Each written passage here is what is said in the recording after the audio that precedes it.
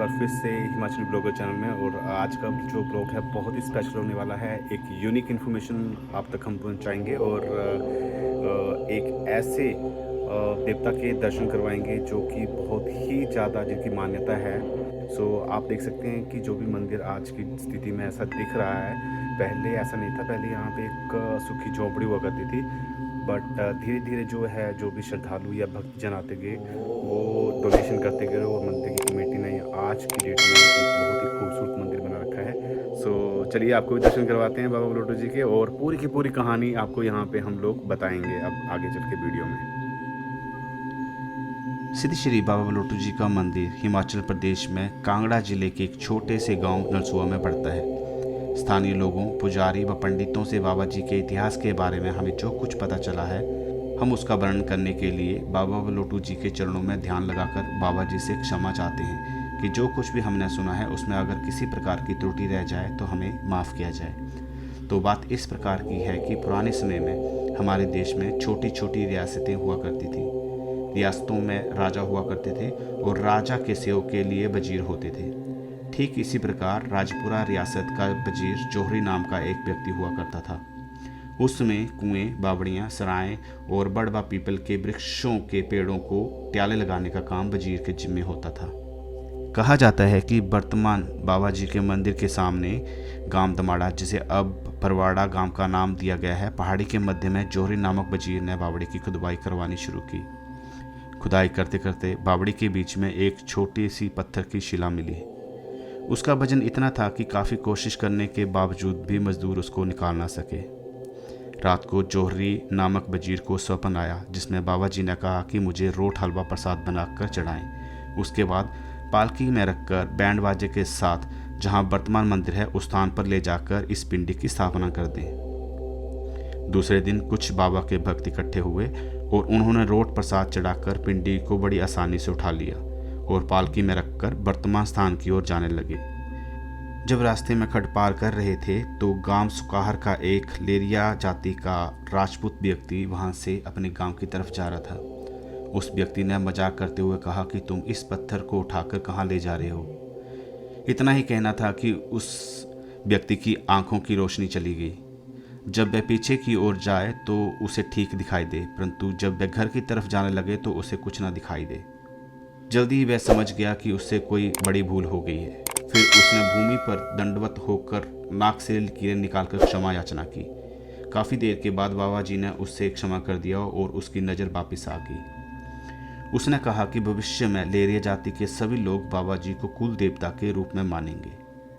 आज इस जाति के लोग बाबा जी को कुल देवता के रूप में मानते हैं। पालकी को वर्तमान मंदिर स्थान पर ले जाकर बाबा जी की पिंडी की स्थापना कर दी गई। उसमें बाबा जी को घास की छोटी सी झोंपड़ी बनाकर डाल दी गई। काफी समय तक लोग यहाँ मत्था टेकने आते रहे। दुर्भाग्यवश एक दिन मंदिर के नीचे गर्मी के मौसम में अचानक आग लगने से झोंपड़ी जल गई और ये शिला पटक कर नीचे गिर गई। इस टूटी हुई शिला को जोड़कर फिर से थड़े पर विराजमान कर दिया गया। हरिचंद नाम का एक खुडाना निवासी, जिसकी कोई मनोकामना पूर्ण हुई और उसने बाबा जी के ऊपर टीन के पतरे लगाकर छाया कर दी। उसके बाद लोगों की मनोकामनाएं पूरी होती गईं और मंदिर का विस्तार होता गया। मंदिर में 3 जातियों के पुजारी सेवा करते हैं। पंडित बाबा जी को स्नान, धूप बत्ती की सेवा करते हैं। कबीरपंथी ढोल बजाने का काम करते हैं और बलियाना गांव से नाथ जाति के पुजारी बाबा जी की चलंगी का काम करते हैं। सन 1998 में पुजारी वर्ग के आग्रह करने पर कुछ स्थानीय भक्तों के साथ मिलकर एक कमेटी का गठन किया गया।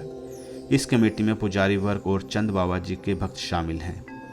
मंदिर का कोई भी कार्य, जैसे मंदिर का निर्माण, मुरम्मत कार्य व भंडारा कमेटी के द्वारा भक्तों के सहयोग से किया जाता है।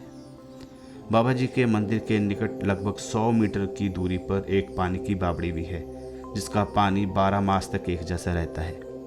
मंदिर जाने के लिए 2 रास्ते हैं। एक रास्ते से छोटा वाहन जैसे जीप, कार, बाइक आदि मंदिर तक पहुंच सकते हैं। दूसरा रास्ता फिलहाल पैदल जाने वालों के लिए है, जो पानी की बावड़ी से होता हुआ जाता है और उसकी लंबाई जो है वो लगभग 400 मीटर के आसपास है। बाबा जी सभी की मनोकामना पूरी करते हैं, इसीलिए ये कहा जाता है कि जो सच्चे मन से ध्याता है, मन वांछित फल पाता है। बाबा जी के दरबार से न कोई खाली हाथ जाता है। जय बाबा बलोटू जी की। तो यहाँ पे पुजारी वर्ग हैं जो आते हैं डेली और यहाँ पे ढोल बजाते हैं। वो आज हमें बताएंगे कि बाबा बलोटू जी तो यहाँ पे सेंटर में बैठे हुए हैं, देख सकते हैं आप, टीका लगा हुआ है बाबा बलोटू जी, और साथ में कुछ और पिंडियाँ भी हैं। तो ये कौन सी पिंडियाँ हैं बताएंगे जरा आप? ये नाग न, ये नाग देवता जी हैं। ये चिराग है, ये चिराग। ये बाबा बलूटू दे सेवक न कन्ने। अच्छा, ये जो तीन हैं ये बाबा बलोटू जी के सेवक हैं। हाँ जी हाँ जी। अच्छा, और बाकी ये कहाँ भी बाबा बलूटू दे ये न। ये सेवक यहाँ हाँ जी। पे शिव जी की पिंडी भी थी ना कोई? शिव जी भी ये है। अच्छा, ये बड़ी वाली शिव जी की पिंडी है और बाकी ये सारे सेवक हैं। हाँ। सेवक हैं। तो अभी दिखा देते हैं आपको यहाँ पे भी, ये भी बाबा बलोटू जी के सेवक हैं। और ये बट वृक्ष है ना, ये कितना पुराना होगा ये? ये तो काफी पुराना है। मतलब जब से बाबा जी यहाँ हाँ। बैठे हुए हैं तब से ये बट वृक्ष का पेड़ है। हाँ जी।